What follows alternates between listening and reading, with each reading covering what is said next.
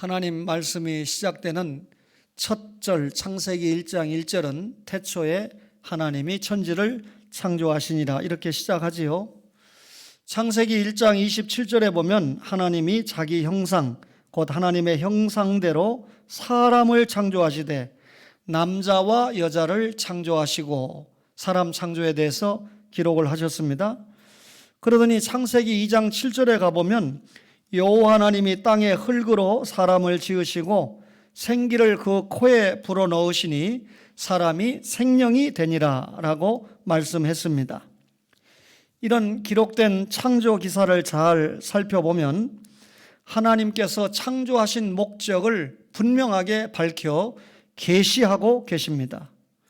하나님께서 천지를 왜 만드셨고 사람을 왜 만드셨을까요? 목적이 분명합니다. 인류의 참여를 통해서 이 세상에 하나님의 나라를 세우고자 하심이 창조의 목적이었다 그 말입니다. 우선 사람 창조는 하나님 나라를 세우는 것을 목표로 합니다. 창조는 하나님의 일반 은총의 영역이지요. 우리가 서너 주간 걸쳐서 창세기 1장을 살펴보고 있는데 하나님께서 존재를 창조하시고 원리를 만드시고 그리고 생명을 창조하신 후에 사람이 살 수 있는 모든 조건을 만드시고 마지막에 인간을 창조하셨다 그랬습니다. 이런 창조는 하나님의 일반 은총의 산물입니다. 신앙이 있느냐 없느냐 아무 관계없이 하나님이 창조하신 모든 세계를 사람이 누릴 수 있는 것이죠. 공기도 우리가 누릴 수 있고 해도 우리가 누릴 수 있고 그렇지 않습니까? 그런데 구속이라고 하는 것은 값을 치르고 구원해냈다라고 하는 뜻인데 구속은 일반 은총의 영역이 아니고 특별 은총의 영역입니다. 눈에 보이지 않는 새로운 창조가 구속이라는 거죠. 특별 은총은 반드시 신앙의 근거를 두고 받게 됩니다. 하나님께서 우주와 그 가운데 만물을 창조하신 후에 사람을 창조하시고 다른 피조물에게는 주시지 않은 특별한 명령을 주셨는데 그것이 만물을 다스리라 라고 하는 이 통치권을 사람에게 위임을 하지 않았습니까? 지난 주간에 우리가 만물을 다스리라 라고 하는 말씀을 받았는데 이 만물을 다스리라는 명령은 동식물에게 준 명령이 아니고 사람에게 주신 명령이고 그 명령을 통해서 우리가 책임을 져야 된다라고 하는 명령이고 만물을 다스리는 것에 대한 축복을 받았지만 그에 상응하는 책임이 있다는 거죠.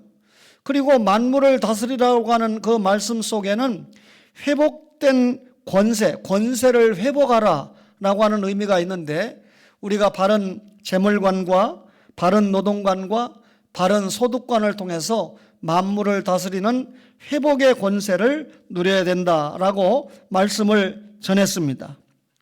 창조주 하나님은 인류의 참여를 통해서 자신의 통치를 이 세상에 실현시키므로 하나님 나라를 세우고 확장시키기를 원하셨습니다. 이것이 바로 문화명령과 선악과 규례가 지향하는 바가 되는 것이죠.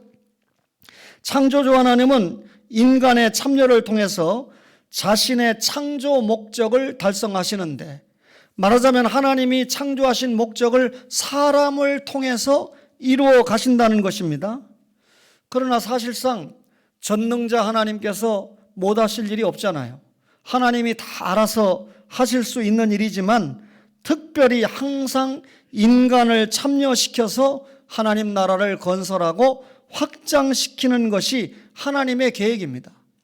이로써 창조주 하나님은 사람으로부터 영광과 명예와 찬송을 받기 원하시죠.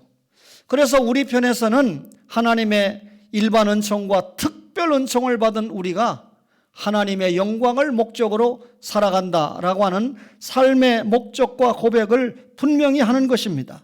사람은 하나님 나라의 건설을 위한 일꾼이 됩니다. 이렇게 함으로써 인간은 자신의 존재와 생존의 의미를 분명하게 찾을 수 있는 것이죠. 그러면 인간 창조가 하나님 나라를 세우는 것을 목표로 할 때 어떻게 하나님 나라를 이루어가느냐? 그것은 문화적인 명령을 수행함으로 동참한다는 것입니다. 창세기 2장 15절에 보니까 여호와 하나님이 그 사람을 이끌어 에덴 동산에 두어 그것을 경작하며 지키게 하시고 여호와 하나님이 그 사람에게 명하여 이르시되 동산 각종 나무의 열매는 내가 임의로 먹되 선악을 알게 하는 나무의 열매는 먹지 말라. 내가 먹는 날에는 반드시 죽으리라 라고 말씀을 하셨습니다. 이 말씀은 하나님께서 아담을 지으신 후에 명령하신 말씀이죠. 여기에 나오는 에덴 동산의 창설, 그리고 문화적인 명령이라는 노동명령, 그리고 선악과 규례가 여러분과 저에게 주목이 됩니다. 하나님의 인간 창조 목적은 분명히 하나님 나라 건설이라고 했습니다. 하나님께서는 이를 위해서 노동명령을 전제하십니다. 하나님은 인간이 살 수 있는 모든 기본적인 여건을 조성을 하셨고, 그리고 인간이 살 수 있는 여건을 조성했다는 것을 에덴 동산이 분명하게 우리에게 보여주고 있습니다. 이는 창조 행위를 통해서 인류에게 베푼 하나님의 무조건적인 은혜에 의해서 가능했습니다. 여러분과 저게 하나님께 공기를 만들어 달라고 했습니까? 물을 만들어 달라고 요구했습니까? 모든 이 창조 여건을 인간이 살 수 있도록 만드시고 마지막 날에 사람을 하나님의 형상대로 지으셔서 우리가 이 땅에 존재할 수 있는 것은 무조건적인 하나님의 은총 덕분이다. 그 말입니다. 이런 하나님의 은총의 근거를 두고 사람들은요, 선악과 규례를 지키고 또 노동을 해야 합니다. 선악과 규례의 준수와 노동명령을 이행하는 것은 하나님의 무조건적인 은혜 아래서 사람들이 해야 할 일이다. 그 말입니다. 이것이 의무, 선악과 규례를 지키는 것이 의무입니다. 노동규례, 문화적인 명령을 감당하는 것이 책임입니다. 그리고 노동명령은 인간 창조 목적이 가르치듯이 하나님 나라 건설과 확장을 겨냥합니다. 왜 노동합니까? 왜 문화적인 명령을 우리가 수행합니까? 하나님 나라를 건설하고 확장시키기 위해서입니다. 말하자면 단순히 사람이 먹고 살기 위해서 노동하는 것이 아니다. 그 말입니다.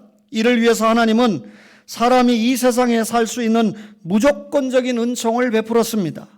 그리고 이 은총을 받은 사람들은 조건적인 은총인 선악과 규례를 준수하면서 노동함으로 하나님 나라 건설에 참여해야 된다. 다시 말하면 사람이 하나님 나라 일꾼으로 살아가는 방법은 하나님의 법인 선악과 규례를 지키면서 문화적인 명령, 노동 명령을 충실하게 수행하면서 만물을 다스리면서 하나님 나라 확장의 일꾼으로 사용을 받는다. 그 말입니다. 그런데 이런 인간이 하나님 앞에 범죄 타락함으로 말미암아 하나님 나라를 거부했다는 것입니다. 창세기 3장 6절에 여자가 그 나무를 본즉 보암직도 하고 먹음직도 하고 보암직도 하고 지혜롭게 할 만큼 탐스럽기도 한 나무인지라 여자가 그 열매를 따먹고 자기와 함께 있는 남편에게도 주매 그도 먹은지라 그랬습니다. 선악과 규례는 성경에 기록된 가장 간단한 율법입니다. 그렇지만 선악과 규례는 하나님의 법입니다. 그리고 하나님 나라는 하나님의 법에 의해서 통치되는 나라죠. 여러분, 한 나라가 존속하려면 주권이 있어야 되고 백성이 있어야 되고 영토가 있어야 되고 반드시 네 번째 필요한 것이 법입니다. 하나님 나라에도 동일하게 법이 있어야 되는데 여러분, 말하자면 하나님 나라는 하나님의 법에 의해서 통치되는 나라예요. 선악과 규례를 준수하면서 노동을 감당하는 인류가 날로 생육하고 번성하여 땅에 충만하게 될 것입니다. 그만큼 이 세상에 하나님 나라가 건설되고 날로 확장될 것이다. 그 말이죠. 물론 인류가 선악과 규례라는 하나님의 법을 어긴다면 어떻게 됩니까? 하나님의 법을 거부했다는 것은 하나님의 통치를 거절한 것이죠. 하나님의 통치를 거절했다는 것은 하나님의 나라를 거부한 것이죠. 하와가 보니까 먹는 문제와 보는 문제와 탐욕, 욕심의 문제를 이기지 못하고 선악과 규례, 하나님의 법을 어겼습니다. 그런데 자기 남편에게도 하나님의 법을 어길 수 있도록 했을 때 아담이 강력하게 이를 거부하지 못하고 하나님의 법을 동일하게 어기는 한 몸이 되고 말았습니다. 이런 인류의 시조 아담의 불순종은 하나님 나라를 세우는 것 대신에 저는 인간 나라를 세우겠습니다 라고 하는 의지의 표명인 것입니다. 이것은 반드시 죽으리라는 하나님의 법의 말씀대로 인간에게 사망을 불러들인 결과를 가져오게 되죠. 선악과 규례가 하나님 나라와 관련해서 이렇게 엄청나게 중요한 가르침을 줍니다. 선악을 알게 하는 나무의 열매를 먹으면 죽는 독소가 들어있는 것이 아니고 하나님의 말씀에 순종하느냐 하나님의 말씀에 불순종하느냐의 기준 척도로서 선악과 규례가 법으로 주어진 것이죠. 구속은 하나님의 일꾼으로서의 회복입니다. 다시 말하면 하나님 나라 일꾼으로 노동명령을 감당하면서 하나님 나라 일꾼으로 살아야 될 인간이 하나님의 말씀에 불순종해서 하나님 나라를 거부하고 인간 나라를 세우고자 했습니다. 그렇다고 하나님이 자신의 뜻을 꺾습니까? 인간 가운데 택한 사람이 다시 하나님 나라 일꾼으로 돌아올 수 있도록 구속이라는 방법을 허락하시는데 창세기 3장 15절에 내가 너로 여자와 원수가 되게 하고 내 후손도 여자의 후손과 원수가 되게 하리니 여자의 후손은 내 머리를 상하게 할 것이요 너는 그의 발꿈치를 상하게 할 것이니라 라고 기록을 했습니다. 이것을 우리가 첫 복음이다, 원복음이다 혹은 원시복음이다 이런 용어를 사용하는데 죄로 말미암아 죽은 인간을 살리는 복음입니다. 뱀이 사탄으로 대변되는 뱀이 여자의 후손의 발꿈치를 상하게 했다는 말은 예수님이 십자가에 죽었다는 말이고 여자의 후손이 뱀의 머리를 상하게 했다는 말은 승리, 사흘 만에 부활했다는 말이잖아요. 따라서 예수 믿고 죄 용서받고 예수님의 부활을 믿고 우리가 영원한 천국 백성이 되는 거 아닙니까? 이렇게 예수를 믿으면 죄 용서, 즉 구속을 받게 됩니다. 그러면 죄로 말미암아 타락에 죽었던 인간이 예수님의 십자가 공로를 통해서 죄 용서를 받을 때 새로운 피조물이 되지요. 그 새로운 피조물이 뭡니까? 구속된 인간입니다. 여기 구속된 인간은 인간이 타락하기 전에 창조된 인간과 다르지가 않습니다.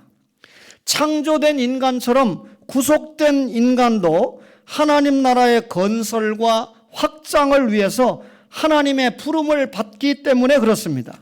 다만 차이가 있다면 창조된 인간은 하나님께서 직접 창조하신 행위 덕분에 창조의 은혜를 입었죠. 구속된 인간은 하나님의 구속행위 덕분에 존재한다는 것입니다. 그리고 창조된 인간은 타락할 수 있지만 첫사람 아담이 무죄 상태로 창조를 받았지만 타락했잖아요. 그러나 구속된 인간은 어떤 경우든지 한번 예수 믿고 구원받으면 다시는 지옥 갈 수 없는 창조된 인간과는 그런 차이가 있다는 것입니다. 이 땅에 성육신 하신 하나님의 아들이신 예수님의 구속은 성경의 모든 예언과 약속을 완전하게 성취를 하셨습니다. 따라서 창조된 인간처럼 구속된 인간도 하나님의 자녀가 되는 것입니다. 구속은 타락으로 잃었던 인류의 신분과 직분을 회복시켜 주는데요. 구속의 은총도 창조의 은총처럼 무조건적입니다.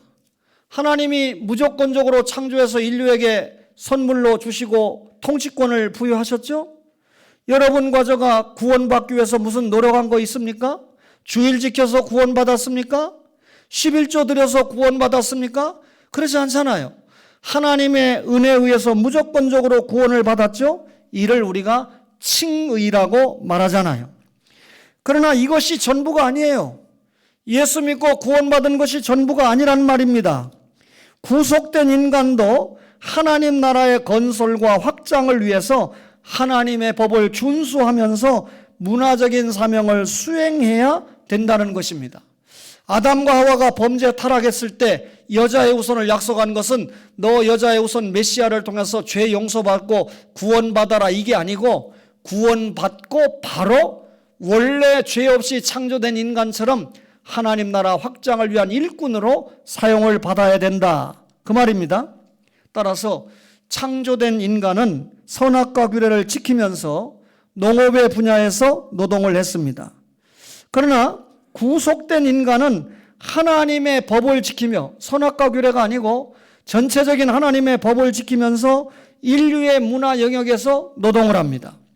창조된 인간은 선악과 규례를 지킴으로, 그리고 구속된 인간은 새 계명을 지킴으로. 새 계명이 뭐죠? 하나님 사랑과 이웃 사랑이라고 예수님이 가르쳐 주셨죠. 그러니까 여러분과 제가 어떻게 하나님 나라를 건설하고 확장하느냐? 하나님 사랑과 이웃 사랑이라는 새 계명을 지킴으로 감당하는 겁니다. 창조된 인간에게 선악과 규례는 하나님의 직접적인 법이었지만 구속된 인간에게 새 계명은 예수님께서 가르쳐 주신 기독교 윤리가 됩니다. 그러니까 구원받은 구약의 선배 신자들은 하나님의 법을 지켰죠. 그런데 신약에 구원받은 하나님의 자녀들은 기독교 윤리를 실천하면서 예수님이 율법을 폐하러 오신 것이 아니고 완성하러 오셨다라고 말씀했죠. 완성하신 그 예수님이 우리에게 주신 법이 새 계명, 하나님 사랑, 이웃 사랑이라는 기독교 윤리를 허락하신 겁니다. 따라서 우리가 예수 믿고 구원받았다, 이 말은 다른 말로 하나님 나라 일꾼으로 회복이 됐다, 그 말입니다. 따라서 성도는 기독교 윤리를 실천함으로 하나님 나라 건설과 확장에 사용을 받는 것입니다. 창조기사는요, 이 구원과 칭의와 성화 사이의 관계를 대단히 잘 설명합니다. 사람이 죄가 없는 사람으로 창조를 받았죠. 이미 여러분 이 칭의 상태였다는 것이죠. 그러니까 이 아담과 하와가 범죄하기 전에는 뭐 예수 믿고 구원받는 그런 절차가 필요 없잖아. 이미 죄 없이 칭의 상태였기 때문에요. 다만 선악과 규례를 준수하면서 문화적인 사명을 수행을 해야 했습니다. 칭의에서 끝나지 않고 성화 생활을 감당하면서 하나님이 원하시는 문화적인 사명을 감당해야 했다, 그 말입니다.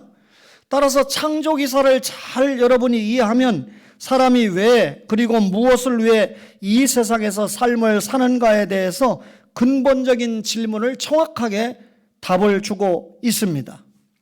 신약시대에는 하나님의 율법이 기독교 윤리로 대체가 된다고 했습니다. 구약시대와는 달리 신약시대 하나님 나라는 눈에 보이지 않는 형태로 존재하죠. 구약시대 때는 하나님 나라 역사에서 이스라엘이라는 나라를 뽑아서 세워서 그 이스라엘 나라를 통해서 하나님 나라를 보여주시잖아요. 이스라엘 나라는 눈에 보이는 나라이지 않습니까? 그러나 신약시대 우리에게는 이 하나님 나라가 눈에 보이지 않습니다. 그럼에도 신약시대 신자들은 인류의 문화 영역에서 눈에 보이지는 않지만 하나님 나라를 세우고 확장시키는 사명을 감당해야 된다, 그 말입니다. 이때 기독교 신자들이 세우는 문화는 인류 문화와 분명하게 다릅니다. 기독교 문화는 세상 문화를 위해서 빛과 소금의 역할을 감당해야 됩니다. 이것이 구속된 인간이 감당해야 될 거룩한 삶이에요. 제사장 나라, 거룩한 백성이죠. 여러분과 저가 믿지 않는 사람을 예수 믿게 하고 믿는 사람을 더 잘 믿게 하는 제사장 사명을 감당하려면 어떻게 됩니까? 하나님 사랑, 특별히 이웃 사랑 면에서 그들에게 인정을 받을 만한 뭐가 있어야 되잖아요. 그게 뭡니까? 예수 믿는 신자는 다르다. 우리의 삶과는 확연하게 다르다. 우리는 가정을 지키지 못하지만 예수 믿는 사람은 가정을 잘 지키더라. 우리는 술, 담배 쩔고 노름하지만 예수 믿는 신자들은 그렇게 살지 않더라. 우리는 돈을 나를 위해서 쓰지만 예수 믿는 사람들은 하나님 나라 확장, 이를 위해서 인류를 사랑하는데 물질을 사용하더라. 바른 분배가 아니죠. 뭔가 우리와 다르다. 이런 거룩한 성화의 모습이 있을 때 우리 기독교 문화가 인류 문화를 선도해 갈 수 있는 것입니다. 구속받은 성도가 처음 창조된 인간처럼 칭의에만 머물 수가 없는 것입니다. 칭의에만 머문 신자는 대부분 현실 도피의 삶을 살고 세상에 대해서 소극적이고 피동적으로 살아갑니다.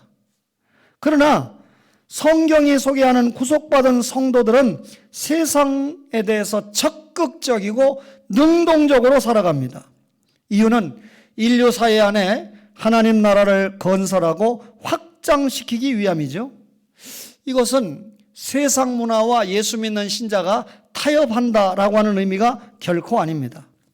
구속받은 신자는 하나님의 나라의 시민으로 하나님의 말씀에서 나온 기독교 윤리에 따라 산다는 것이죠. 여러분, 기독교 윤리를 따라서 이웃을 사랑하는 신자가 많아질수록 어떻게 됩니까? 인류 사회는 개혁이 되고 개선되지 않겠습니까? 이것이 창조된 인간과 구속된 인간이 수행해야 될 사명인 것입니다. 지금 여러분과 제가 살고 있는 한국, 그리고 한국 교회의 모습은 에스겔 선지자가 설명한 유대 사회의 말기 현상과 같아 보입니다. 에스겔서 5장 5절 이하에 보니까 주 여호와께서 이와 같이 이르시되 이것이 곧 예루살렘이라. 내가 그를 이방인 가운데 두어 나라들이 둘러 있게 하였거늘 그가 내 규례를 거슬러서 이방인보다 악을 더 행하며 내 율례도 그리함이 그를 둘러있는 나라들보다 더하니 이는 그들이 내 규례를 버리고 내 율례를 행하지 아니하였음이니라. 그러므로 나 주 여호와가 말하노라. 너희 요란함이 너희를 둘러싸고 있는 이방인들보다 더하여 내 율례를 행하지 아니하며 내 규례를 지키지 아니하고 너희를 둘러있는 이방인들의 규례대로도 행하지 아니하였느니라 라고 기록을 했습니다. 무슨 말이죠? 하나님의 율법을 안 지킨 결과 선민이 이방인들보다 악을 더 행했다는 겁니다. 요즘 말로 말하면 예수 믿는 신자들이 불신자보다 더 악하다는 거예요. 믿음은 물론 상식으로 보아도 이방인들보다 선민이 훨씬 수준 이하라는 겁니다. 믿음으로 봐도 예수 믿는 신자가 수준이 떨어지고 세상적인 기준인 상식을 들이대도 예수 믿는 신자가 불신자보다 수준이 더 떨어진다는 겁니다. 오늘날 한국교회가 불신 세계로부터 얼마나 비난과 욕을 먹습니까? 2년여 만에 제가 부산 외국어대학교 첫 강의를 어제 감당을 목요일 날 잘하고 왔습니다. 이 대학생들을 만나니까 얼마나 제가 힘이 나는지요. 그런데 대부분의 대학생들이 불신자이기 때문에 이 기독교에 대해서 안티적인 사고를 가지고 앉아 있잖아요. 그러니 저 목사 교수가 무슨 말을 할까 첫 시간부터 저는 전투가 시작이 됩니다. 사랑하는 우리 가족들의 기도가 있을 때 이 전투는 마지막에 저의 승리가 아니라 주님의 승리, 복음의 승리로 끝날 줄로 확신합니다. 여러분, 우리가 세상으로부터 비난과 욕을 먹는 것은 하나님의 법을 준수하기는커녕 세상의 형식대로도 처신하지 않기 때문에 우리 예수 믿는 신자가, 교회가 욕을 먹는 겁니다. 한국교회가 구속의 은총, 이신 칭의에만 머물러 있기 때문에 이런 현상이 생깁니다. 우리는 새로운 피조물입니다. 하나님의 나라의 건설과 관련된 중대한 사명을 수행해야 될 책임과 의무가 우리에게 있습니다. 이제 신자들이 예수님이 말하는 빛과 소금의 생활을 감당해야 한다는 것이죠. 뿐만 아니라 적지 않은 목회자가, 저도 목사입니다마는 여러분, 이 세상에 대해서 내가 목사다라고 하는 영적인 우월감을 가지면서 사회를 정죄하고 심판하고 비판합니다. 이 결과 하나님의 나라가 세워져야 될 무대인 이 세상과 인류 사회는 교회와 신자들로부터 대단히 멀리 떨어져 있다는 것입니다. 교회에 모였는데, 신자들끼리 모였는데 세상 사람들이 초대 예루살렘 교회처럼 저들을 칭송하고, 야, 저 사람들은 우리와 뭔가 분리된 뭐가 있는 사람이다, 우리가 감당하지 못하는 선이 있는 사람들이다 해서 구별된 이름으로 크리스찬, 그리스도인이라고 불러야 되는데 지금 그런 어떤 의미를 우리에게 부여하지 않습니다. 그 책임이 누구에게 있습니까? 우리에게 있다는 것이죠. 마태복음 25장을 보면 오늘 우리가 하나님 나라를 바로 세우는 데 있어서 결정적인 말씀을 부여합니다. 세 가지 비유가 나오죠.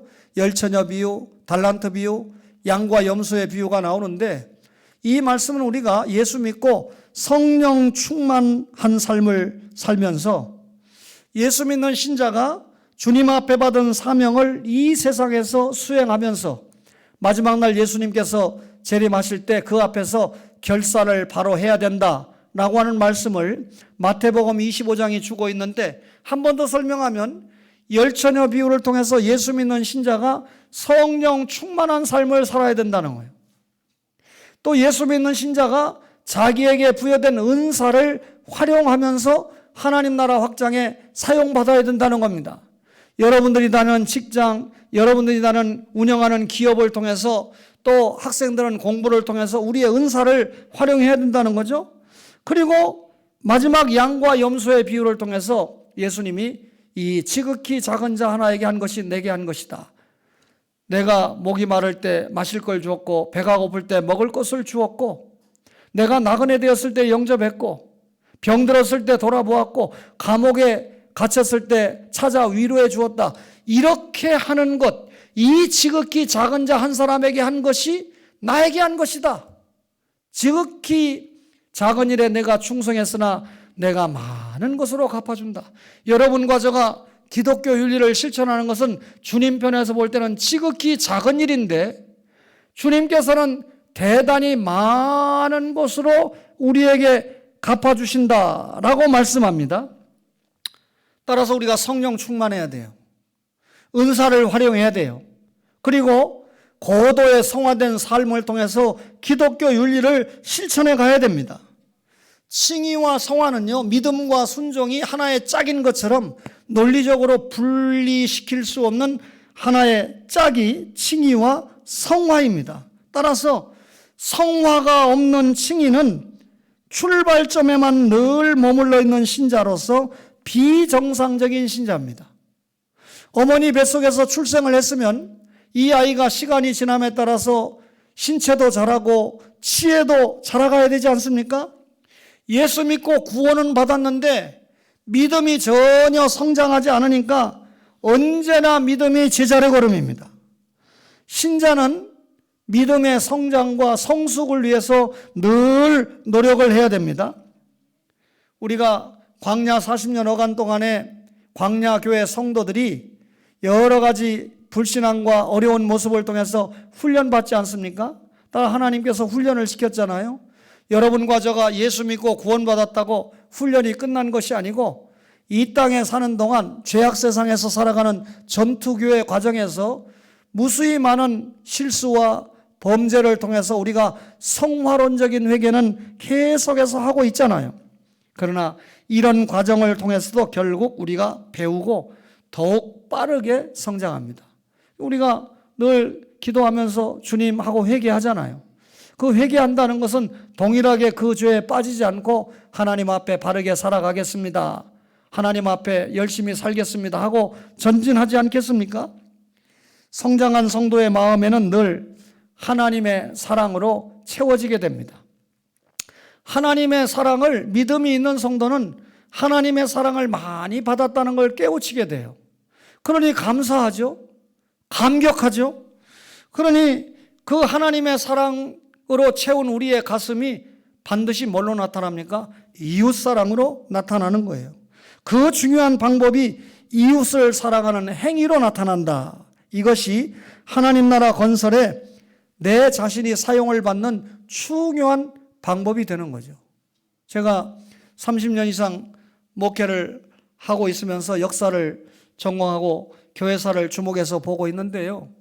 우리 교단의 한 교회가 지난 주간에 3억 원이라고 하는 이 긴급 이 후원금을 내서 이 선교사들과 개척 및 미자립 교회들을 후원했는데, 감사하게도 여러분 목사가 요청을 해서 우리 고려교단 출신 하나된 형제들이 어려운 교회들이 많으니까 부탁을 해서 7천만 원이 제 통장으로 들어왔습니다. 지난주 수요일 날. 그래서 금요일까지 20명의 선교사와 50개 교회에 그대로 분배가 됐습니다. 후원이 됐습니다. 근데 이 행사를 금요일 날 우리 교회에서 하면서 특별히 인천노회와 가까이 있는 경기 서부노회 교회만이라도 후원받는 교회가 모여서, 뭐 부산이나 제주도에 있는 교회 오라고 할 수 없잖아요.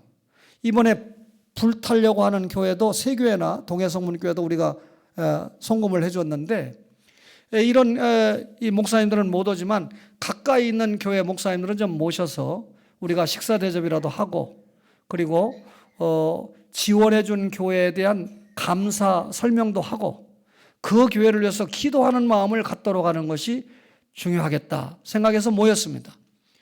식사비는 우리 용서하세요, 설교 중이지만 정동주 전사님의 어머니가 돌아가셔서 여러분들이 사랑을 해줬기 때문에 여러분들에게 오늘 떡을 해주신다 하는데, 그가 이 대접을 하려면 교회가 다 또 여러분 헌금을 써야 되잖아요. 우리 교회가 지금까지 밥 먹는데 공적인 재정을 쓴 일이 없어요. 그래서 우리 전도사님에게 성도님들에게 떡 안 해줘도 되니까, 지난주에 생일떡도 먹었으니까 그걸로 미자립 교회를 대접하는 게 좋겠다 하니까 뭐 아멘 해서 우리 전도사님이 다 다가와 접대를 잘 했습니다. 보니까 후원받는 목사님들이 전부 우리 후배들이잖아요. 그러니까 김장진 목사님께서 다 신학교에서 가르쳤던 제자들입니다. 그러니까 김장진 교수님이 굳이 오셨어요. 그리고 제자들에게 이 덕담을 하고 격려를 하고 위로를 하고, 또 우리 교회가 감당하는 우리 교회 교육 목사님의 사명을 감당해 주시면서 기도를 잘 하셔서 후배들을 위로했습니다. 그리고 헤어졌습니다. 제 마음에 이런 교회가 있을까? 돈 많다고 여러분 일시에 3억 원, 그리고 그 장로님들이 이 목사님과 하나가 돼서 이런 일 하는 게 쉽지 않아요. 그런데 그 교회가 속한 노회 25개 돕는 것은 20몇 명의 장로님들이 100만 원씩 들고 각 교회를 찾아가서 대접을 하고 기도해드리고 직접 전달한대요. 그러니까 장로님들이 참 귀한 일을 감당하시는 거죠. 목사님, 우리 교회 빚 갚아야지 무슨 이런 짓을 합니까? 아이고, 개척교회 목사님들이 좋은 차 타고 댕깁니다. 우리 교회 권사님 가운데는요, 후원 받으러 오는 이 목사님들이 자기 담임 목사보다 좋은 차 타나 안 타나 그것만 보는 분이 있어요. 뭔 말인지 이해가 되시죠? 그런데 혹간에 조금 잘못 물질을 사용하는 분도 계시지만 대부분이 목회에 열심히 하는 분들입니다. 또 그런 분들을 기준으로 해서 선정을 했지요. 한 영혼을 사랑할 줄 아는 그런 목사님들을 선정해서 후원을 했지요. 설교 잘 들었습니까? 머지않은 시간에 우리도 그런 일을 지금까지 잘 해왔지만, 우리가 추수감사절이 끝나거나 그러면 우리 주변에 개척 미자립교회 불러서 뭐 초청을 해서 식사도 대접하고 금일봉을 이렇게 기도하고 후원하지 않았습니까? 이런 일에 어떤 장로님도 어떤 권사님도 반대 없이 우리가 주님 앞에 오늘 하나님 나라를 바로 세워야 되니까 바로 세우는 이 일을 잘 감당해야 되겠다. 반기문 사무총장을 배출한 나라 아닙니까?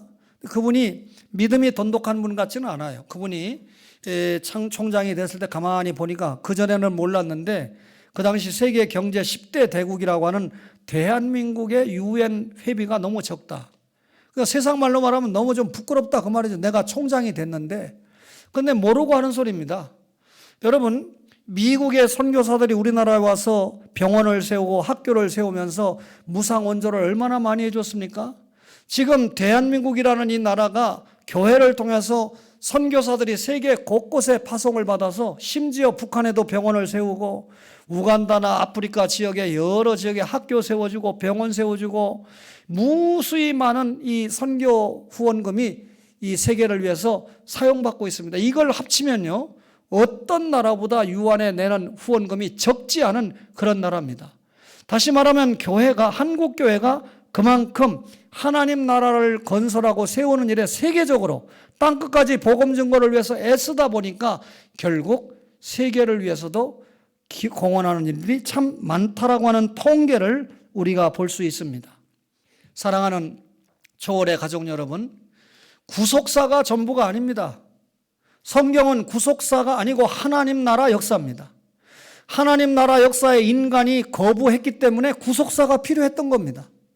그러니까 예수 믿고 구원받는다, 예수 천당으로 끝나는 게 아니고 원래 신국사에서 인류의 참여를 통해서 노동명령을 통해서 하나님의 법을 지키면서 하나님 나라를 건설하고 확장시켜 나가야 했던 것처럼 구원받은 우리가 동일하게 하나님의 법, 이제 세계명, 하나님 사랑과 이웃 사랑을 하면서, 다시 말하면 기독교 윤리를 실천하는 고도의 성화된 삶을 통해서 예수 믿지 않는 사람은 예수 믿게 하고 예수 믿는 사람은 더 잘 믿게 해서 하나님 나라를 계속해서 건설하고 확장시켜 나가는 사명을 여러분과 저가 감당할 때 초원교회에 출석한 성도들은 상급이 많을 것이다.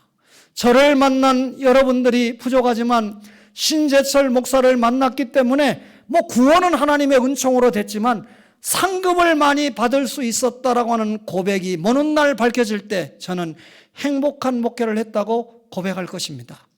설교 어렵다고 생각하시지 말고 계속해서 하나님 말씀을 잘 새기면서 하나님 나라 일꾼으로 멋지게 사용받는 초원의 가족, 이를 위해서 여러분의 가정이, 이를 위해서 여러분의 직장이, 이를 위해서 여러분의 기업이 멋지게 사용받는 은혜가 있기를 주님의 이름으로 간절히 바랍니다.